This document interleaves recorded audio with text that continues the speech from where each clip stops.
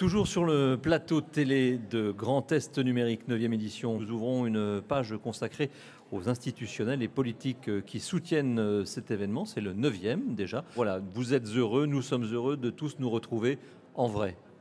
Ah oui, ça fait du bien, ça fait du bien pour tous les citoyens. On était heureux de se retrouver sur les terrasses tout l'été. Là, on se retrouve enfin dans des grandes manifestations. Important pour ce centre de congrès Robert Schuman, qui a été un peu bloqué presque dès après son inauguration, et bien de pouvoir être le tas de grandes manifestations et content de retrouver Gênes. Gênes, c'est quand même une manifestation aujourd'hui qui est grand régionale, qui est européenne, sur ce sujet qui nous intéresse tous dans tous les domaines, de la transition numérique, du simple citoyen qui devient presque handicapé, exclu social s'il ne maîtrise pas, ce qui nous amène à développer des écrivains publics, sociaux et numériques dans nos mairies de quartier, jusqu'aujourd'hui, toute entreprise décroche si elle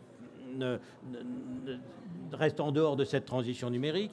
C'est les emplois qui sont créés par eux-mêmes. On a eu ce développement extraordinaire, d'ailleurs, avec la crise sanitaire et le développement du travail. Même nos militaires, nos fantassins aujourd'hui sont infoconnectés avec les chars, les avions de combat. Il n'y a aucun domaine de la société qui échappe aujourd'hui, et même nos collectivités locales. Mieux connaître la demande sociale, optimiser les services publics, maîtriser la maîtrise publique de la donnée. Voilà des enjeux qui se posent aujourd'hui à nos collectivités. Pour le citoyen, c'est toujours évidemment difficile de voir ce que fait le numérique puisque c'est presque transparent. C'est immatériel. Voilà, c'est immatériel. Voilà. On parle beaucoup de la sécurité, on parle beaucoup de la propreté. Mais les logiciels voilà. sur la vidéoprotection, voilà. encore l'essentiel, effectivement, on ne les voit pas. Voilà. Dans tous les domaines, c'est de l'immatériel, donc c'est plus difficile à faire cerner les enjeux des citoyens. Et pourtant, je le disais, dans tous les domaines, ça transforme complètement la vie. Et puis il y a un mastodonte, de le citer comme ça, qui vient de s'installer, qui est un grand du numérique et de l'e-commerce, évidemment Amazon, qui sera aussi présent ici à Grand Est numérique. Donc ça veut dire que sur un territoire, nous avons besoin d'un peu de tout, des artisans traditionnels, d'entreprises de l'industrie, de grands noms de l'e-commerce, et que c'est partie de notre quotidien. Mais bien sûr, il y a à la fois les mastodontes de l'e-commerce, mais qui ne font que 15% de leur marché.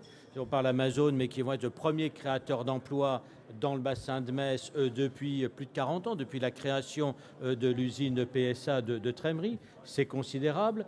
Donc il n'y a pas d'opposition. Par contre, il faut qu'on court tous ensemble et que personne ne reste en dehors de la course. Un mot, nous sommes au centre des congrès Robert Schuman, qui a célébré hier, si je ne me trompe pas, qui a soufflé sa 3e bougie.